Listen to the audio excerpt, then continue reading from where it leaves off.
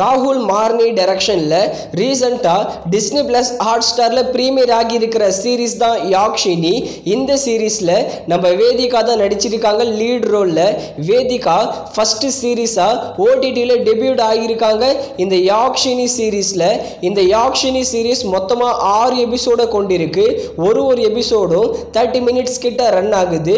இதோட full டீடைலான review இந்த வீடியோல பார்க்கலாம். ஃபர்ஸ்ட் இந்த யாக்ஷினி சீரீஸோட கதை பார்த்தரலாம். தேவதைகளோட கண்ணீரால பிறக்கிற இந்த படத்தோட ஹீரோயின் மாயா இவங்களுக்கு ஒரு சாபம் கொடுத்துடுறாங்க.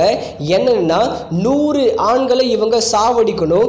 அதுல இவங்க 99 ஆண்களை சாவடிச்சிடுறாங்க. ஆனா 100வது ஆண்மகனை சாவடிக்க வராங்க. ஆனா அது 100வது ஆண்மகனை இவங்க தேர்ந்தெடுக்கிறது இந்த படத்தோட ஹீரோ. அவங்கள இவங்க சாவடிச்சாங்களா இல்லையா, இவங்க அந்த சாபத்திலிருந்து வெளியே வந்தாங்களா இல்லையா, அதே மாதிரி இந்த படத்துல ஹீரோக்கு கல்யாணமே ஆகாம இருக்கும். நம்ம ஹீரோக்கு கல்யாணம் ஆச்சா இல்லையா, அதுக்கான பதில் தான் இந்த படத்தோட மீதி கதையே. இந்த ஸ்டோரின்னு கேட்கும்போது உங்களுக்கே கிளியரா தெரிஞ்சிருக்கும் ஏதோ இது சீரியல் பார்க்குற மாதிரியே இருக்கேன்னு. இந்த சீரீஸ் நீங்க பார்த்து முடிச்சிங்கன்னா கண்டிப்பா அப்படிதான் சொல்லுவீங்க. இந்த சீரீஸ் பார்க்கும்போது ஏதோ நாகினி சீரியல் பார்க்குற மாதிரி இருக்கு. அந்த அளவுக்கு தான் மேக்கிங்கும் பண்ணியிருக்காங்க. இந்த சீரீஸை சீரியல் மாதிரி ஜவ்வு மாதிரி இழுக்காம ஒரு சீரீஸாவே முடிச்சிட்டாங்க. அங்கதான் இவங்க கொஞ்சம் பிளஸ்ஸா கொடுத்துருக்காங்க.